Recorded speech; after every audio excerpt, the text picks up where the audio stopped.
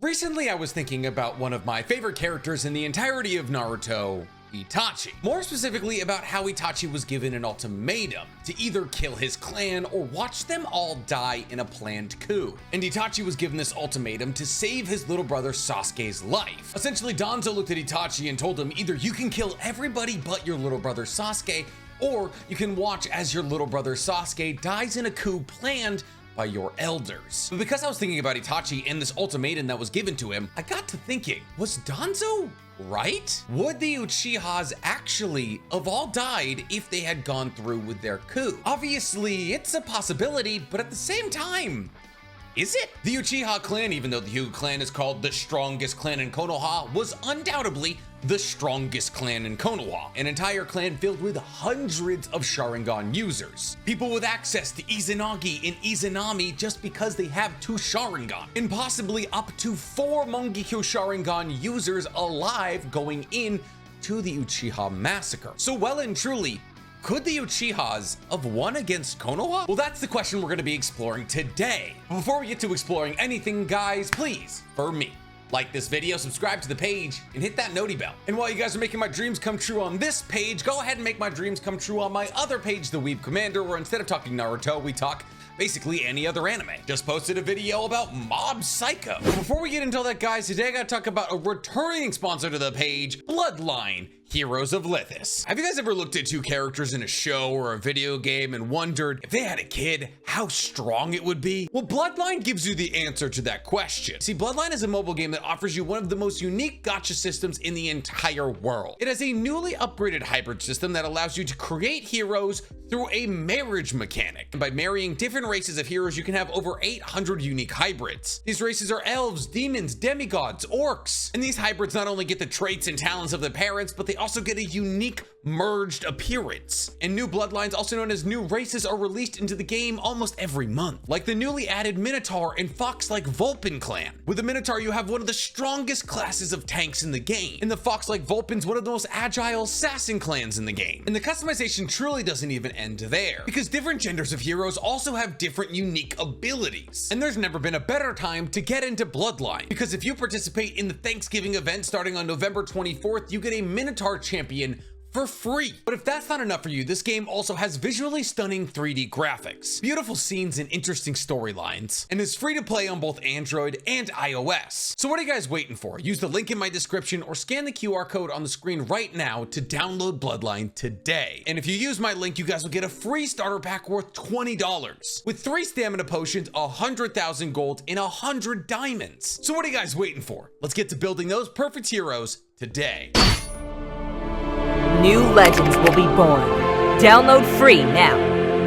So I think it's rather clear that I am not a power scaler. I've been very vocal about this throughout my YouTube career. There's some incredible ones out there, people who analyze just how hard a ninja punched a tree to figure out the force that was applied by that fist on said tree, but that's not me. But I do know Naruto like the back of my own hands, and actually I didn't know I had that mole there. Bad analogy apparently, but I'm probably in the top 3 to 4 people on Earth in terms of knowledge about Naruto, so I'm willing to say that I can make a rather informed opinion on who would have won the Uchiha coup. But before we get to talking about this coup, we have to talk about the circumstances that would have led up to said coup. Even after talking about how strong the Uchiha clan was, a battle against the entirety of Konoha would have been an uphill battle. Obviously, on an aggregate basis, the average Uchiha clan member is significantly stronger than the average citizen or even ninja in Konoha. But Konoha is the only hidden ninja village to have a 5 out of 5 in terms of population, implying that Konoha is the most densely populated hidden ninja village out of all of them. And with a dense population comes an incredibly large amount of ninjas, which is why Konoha is usually revered as the strongest ninja village. So I am going to be using a couple of hypotheticals here that do swing a couple of things more in the Uchiha's favor. Nothing unfair or headcanon-y, but things that would have led up to the Uchiha coup actually happening. See, because obviously the Uchiha coup didn't happen because Itachi massacred the entirety of the clan except for Sasuke. So obviously in this universe where the Uchiha coup does actually happen, Itachi can't be swayed by Danzo, meaning that in this universe, Itachi was always loyal to the Uchiha. And while Itachi might might have still joined the Anbu, he wouldn't have joined the root under Danzo's tutelage, and thus he would have never become a spy for Danzo against the Uchiha. The same could be said for Shisui. You see, Shisui's kind of the reason that Itachi got into the Anbu and the root in the first place. He was a spy on the Uchiha for Danzo long before Itachi was. So in this universe, for argument's sake, Itachi and Shisui are not spies for Danzo, and they're loyal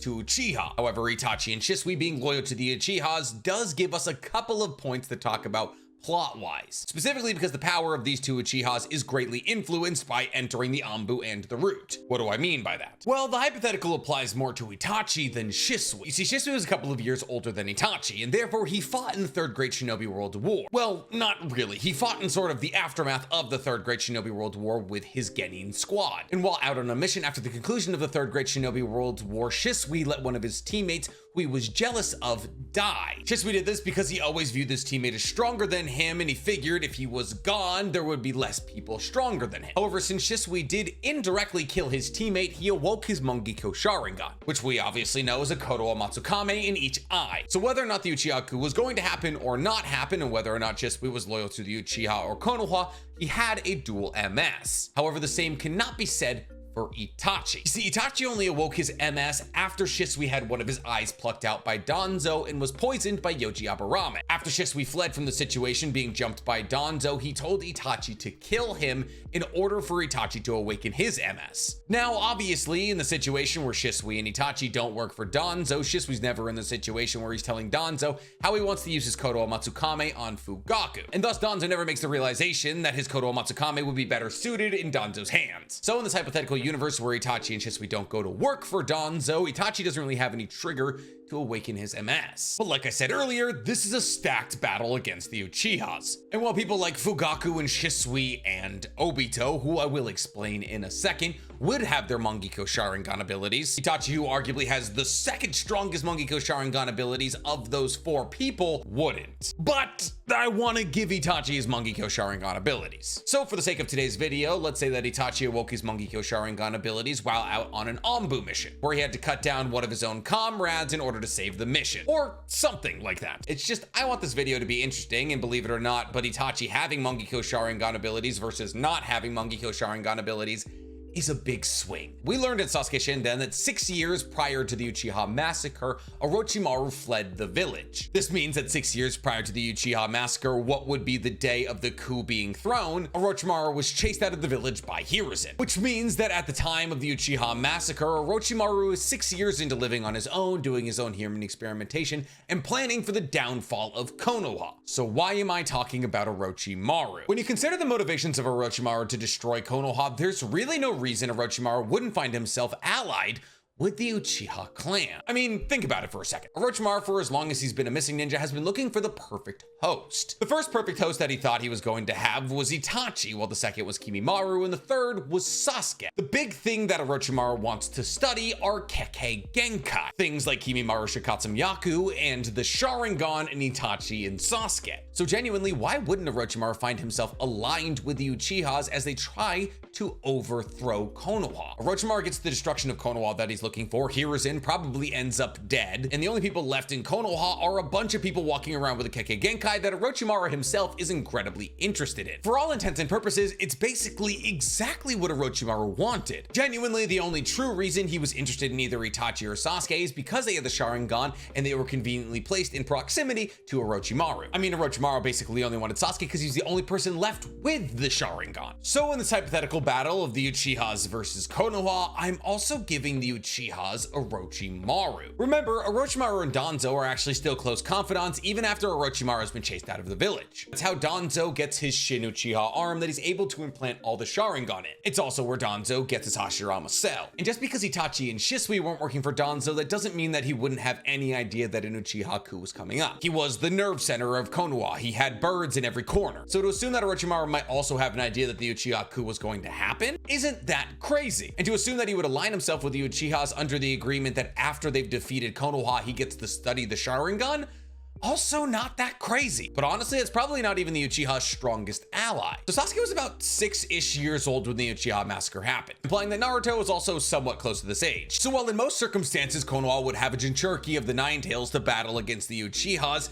Naruto absolutely was not that. So not only is Konoha without one of their stronger weapons in terms of a Nine-Tails Jinchuriki, let's all harken back to how Naruto was treated as a child. See, obviously Hiruzen was elected to keep an eye on Naruto by Minato, to which Hiruzen basically replied, okay, and proceeded to throw Naruto into a one-bedroom apartment with ramen and spoiled milk. There wasn't so much as a Jonin keeping an eye on Naruto. At least during his days in the Ninja Academy, there might have been one there when he was younger. But for all intents and purposes, Naruto was an afterthought to the Konoha leadership. And if we're being entirely honest, they got really lucky. Not only because Naruto grew up to be a well-adjusted adult, but also because it wouldn't have been hard for somebody to nab him, especially if that somebody was able to use ocular genjutsu. See, Kurama had already been controlled using ocular genjutsu by Obito. With a level of security around Naruto, if the Uchihas were to actually try and pull off this coup genuinely, what was stopping them from grabbing Naruto and using Kurama? Clearly, the other side wasn't worried about killing women and children, as Danzo forced Itachi to kill literally every single Uchiha. So what was one child's life in the face of the prosperity of the Uchiha clan? Genuinely, what was stopping the Uchiha from just snagging Naruto? And once they grabbed Naruto, all they would have to do was put Kurama under genjutsu. And just like that,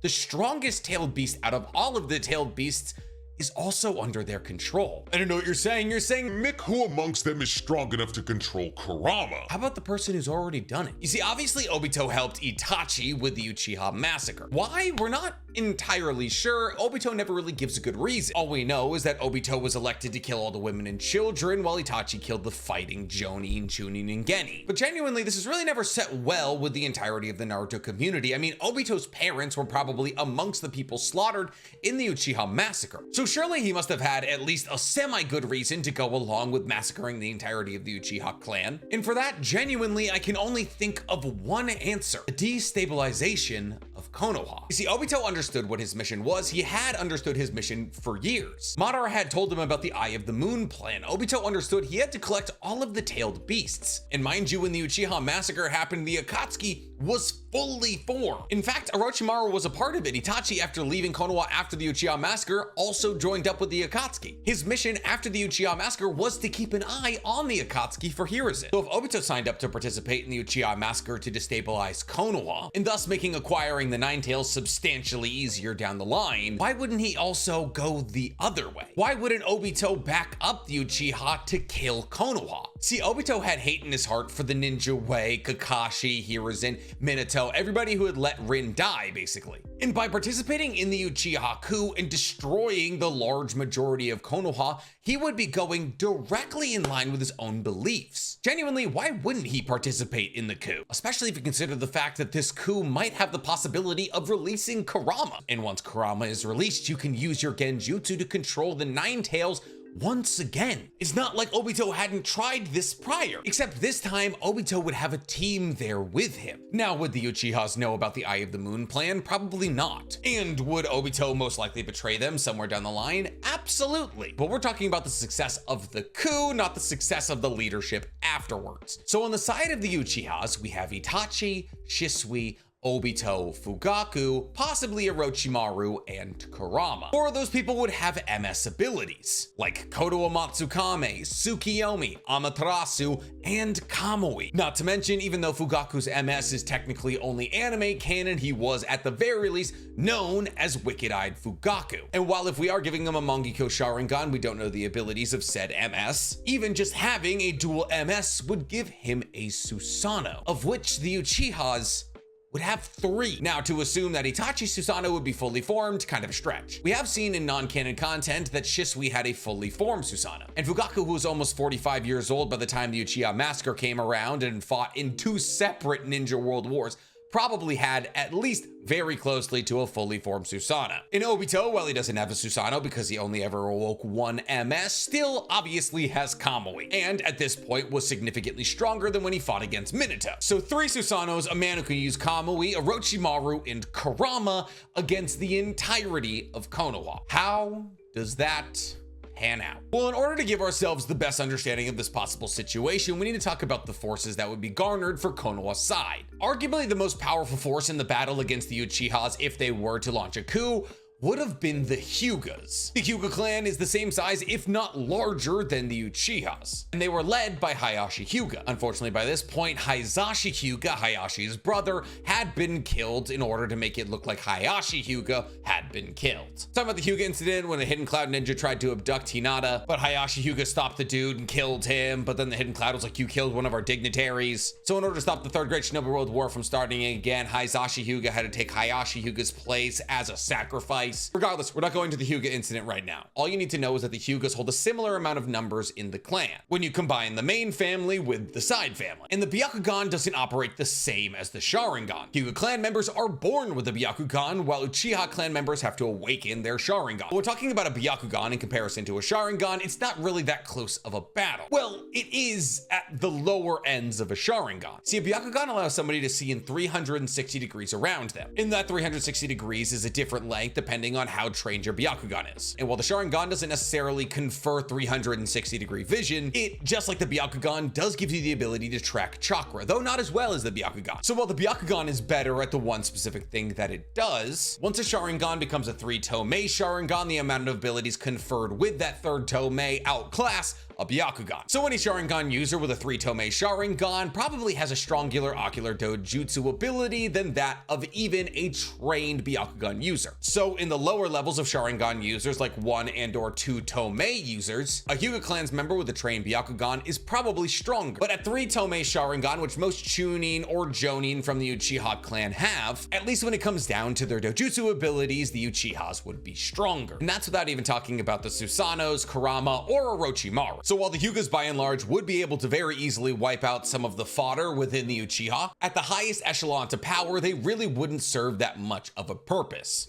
The Hyugas would operate more as foot soldiers to cut down the numbers of the Uchihas. See, the real reason that we're exploring this hypothetical is that outside of the Uchihas, this is arguably the weakest Konoha has ever been. Why do I say this? You see, because outside of the Hyugas, the only people that Konoha really would have had to fight back against a surprise coup, the only reason they knew the day the coup was happening is because Itachi and Shisui were feeding them information. So the only people that Konoha would have readily available for a fight against the Uchiha that would have the power comparable to that of a Susanoo user, I have a list of them right here, would be Hiruzen, Kakashi, Might Guy, Danzo, Asuma, Kurenai, Yamato, and that's basically it. You'll notice on that list I didn't say Tsunade or Jiraiya. Well, because think about the timeline of when this coup would have occurred, about 6 years after Minato's death, which means about 10 or so years after the conclusion of the Third Great Shinobi World War. The war that killed Sakamoto Hatake, gave Tsunade PTSD, and drove Jiraiya out of the village. See, obviously after the Second Great Shinobi World War, Jiraiya stayed in the Hidden Rain to raise the Ame orphans. And then after coming back to the village after raising the Ame orphans, Jiraiya took on a Genin squad that was Minato's squad. But after Minato was grown, became Hokage, and died, Jiraiya kind of operated as a shadow Hokage of sorts, keeping tabs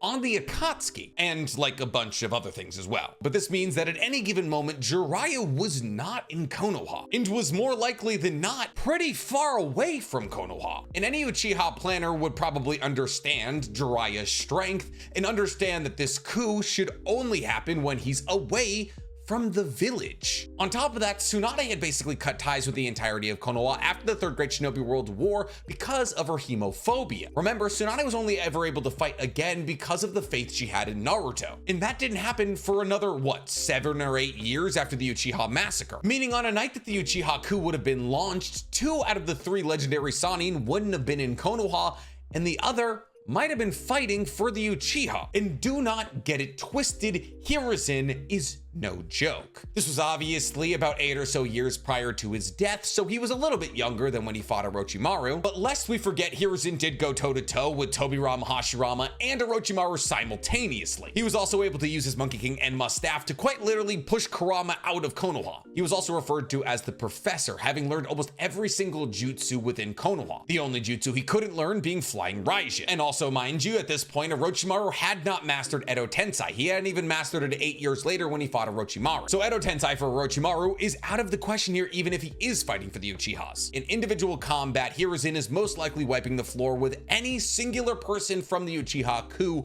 outside of Obito. Itachi with only something like a Susanoo rib cage is easily getting defeated by Hiruzen. Add things in like the Yata mirror and the Sword of Totsuku that he would gain many years later, obviously different story. Now obviously we don't understand the true power of Fugaku and his wicked eye, and therefore without a full working knowledge of his power systems, it's hard to say that he would beat Hiruzen in a fight. But since Fugaku was the leader of the Uchiha coup and Hiruzen is the leader of Konoha, they would probably come into combat against each other, which would mean that Hiruzen would be too occupied fighting against Fugaku and a possible fully formed Susanoo to really occupy himself with fighting anybody else. And I know what you're saying, Well, Nick Hiruzen probably doesn't have anything in his arsenal that could defeat a fully formed Susanoo. And while that is a relatively legit thought, he probably actually does. I mean, obviously Reaper Death Seal is always there, but mind you, Hiruzen knows every single jutsu of the leaf except for Flying Raijin, which means that he knows things like Edo Tensai and mutually multiplying explosive tags. Now, would he use these kinds of things without any kind of prep time? Maybe not. But let's also not forget Monkey King Enma and his ability to turn himself into an infinitely extendable adamantite staff. And adamantite is the hardest material in the Naruto universe, harder than the material that comprises a Susanoo. So if it really came down to it, I really don't have much qualms saying that Hiruzen would be able to defeat a Susanoo. But for the sake of this being interesting, let's say that Hiruzen and Fugaku equal each other out and both are either incapacitated or dead. That leaves us with Kakashi, Might Guy, and Danzo. Now, Kakashi at this moment did have a Mangekyo Sharingan, though he never used it for fear it would remind him of Rin. This is a significantly weaker Kakashi we're talking about. He is still Kakashi the Copy Ninja. He has still spent numerous years in the Anbu and the Root. He is a high level Jonin, maybe low Kage threat. Obito is absolutely dog walking this iteration of Kakashi. Mind you, 6 years prior to this, Obito pushed Minato to the borderline brink. Only, what, 2 to 3 years after awakening his own MS? And being somewhere in the area of 16 to 17 years old? This is now 6 years after his battle against Minato, and he has mastered his MS and has got significantly stronger. With Kakashi unable to use his own MS and Obito very much using his MS, it's just not gonna happen for Kakashi. Especially if you consider the fact that there's a possibility that Obito could possibly be controlling the Nine Tails at this current moment, which leaves us with Might Guy. At this point in time, Kakashi and Might Guy were probably somewhere in their low to mid 20s. And for the sake of argument here, let's say that Might Guy has mastered all of the 8 gates at this current moment. Even in just his 7th gate, he's probably defeating any iteration of Itachi that would walk up to the battlefield. Quite honestly, I would say that 7th gate Might Guy would probably even give the strongest iteration of Itachi that we know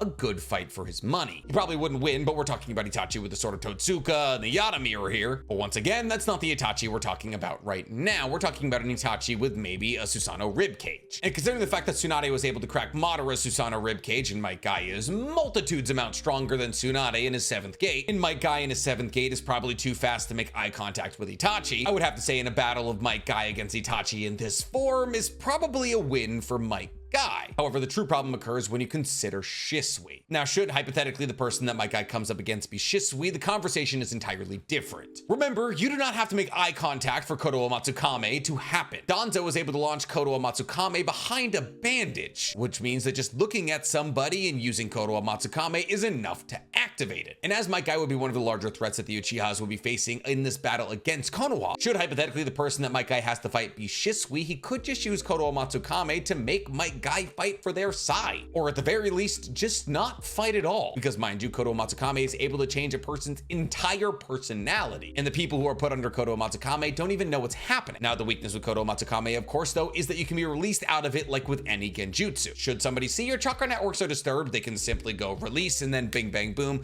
Kodowa Matsukame is dispelled. Is that a stupid weakness to a genjutsu that has a 10-year cooldown? Absolutely. Could somebody like Kakashi or basically any Hyuga see that Might Guy's chakra system has been disrupted?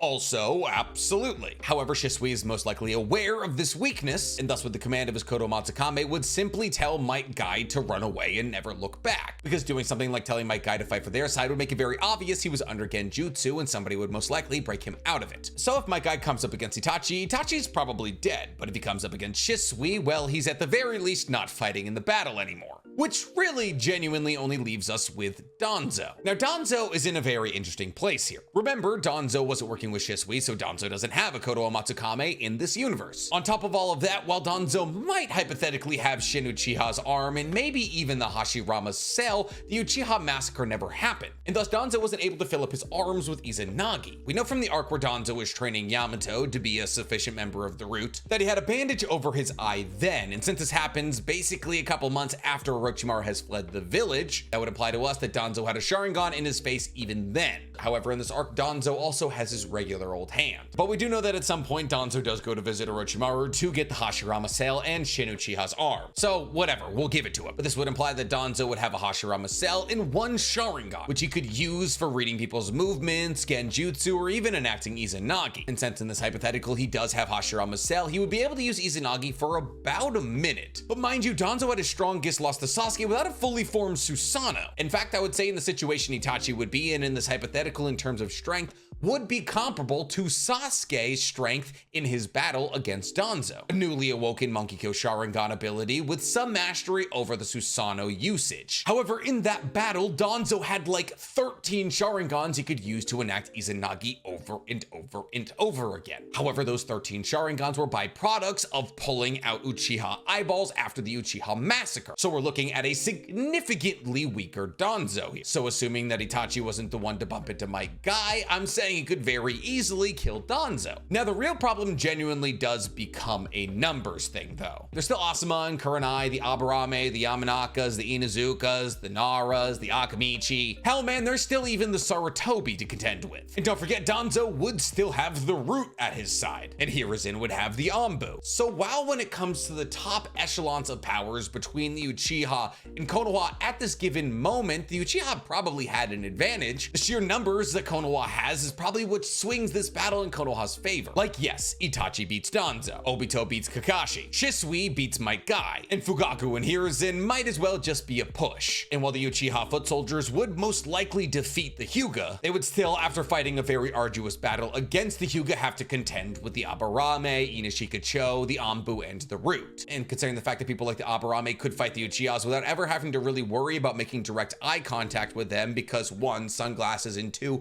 they can control their bugs from far away, should hypothetically Konoha be able to hold out long enough, people like Jiraiya could also return to the village. And if hypothetically Jiraiya were able to return to the village, that would spell out a massive problem for the Uchiha. Jiraiya was able to defeat 4 out of the 6 paths of pain without knowing their abilities prior. Itachi stated that if both him and Kisame came into battle against Jiraiya, it would be troublesome. I believe that if Jiraiya is considered in contention against the Uchihas, it would be pretty much all but a shoo-in win for Konoha. The only person amongst the Uchihas who would even give him a relatively good run for his money would be Obito. And mind you, this isn't even the strongest iteration of Obito we've seen by a long shot. So how do the Uchihas win this battle? Well, what it really boils down to is just how much they want it. Because mind you, any singular user of the Sharingan, any single person who has ever awoken even a 1-tome Sharingan, can use Izanagi twice. And while obviously after the second usage of Izanagi, they'll be completely blind, even just being able to use Izanagi once is a very powerful idea. Obviously, Izanagi can be used to save your life, but it's also been implied to be able to affect outside factors. Meaning that while you can rewrite reality and give yourself a new body somewhere that's not being impaled, being able to create a new body and make genjutsu a reality also might imply that you might be able to simply just erase the person you're battling from existence. And while obviously that's a stretch because we've never seen Izanagi used this way, it's only ever been implied to be used this way. Should hypothetically every single Uchiha member enter this coup fully willing to give one of their eyes to Izanagi,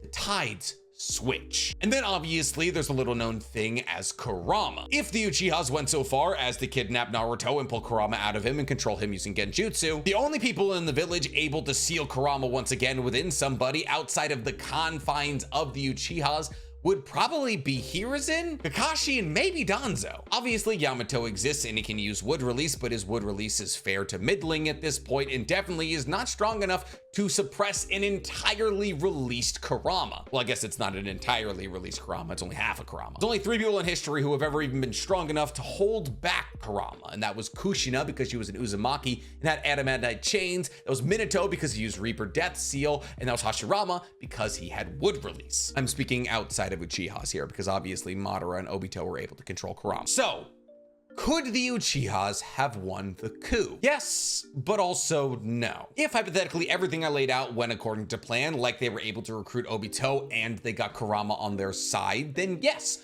more likely than not the Uchihas could have won the coup. However, simply just take Kurama out of the equation and have Konoha hold on long enough for Jiraiya to return, then no.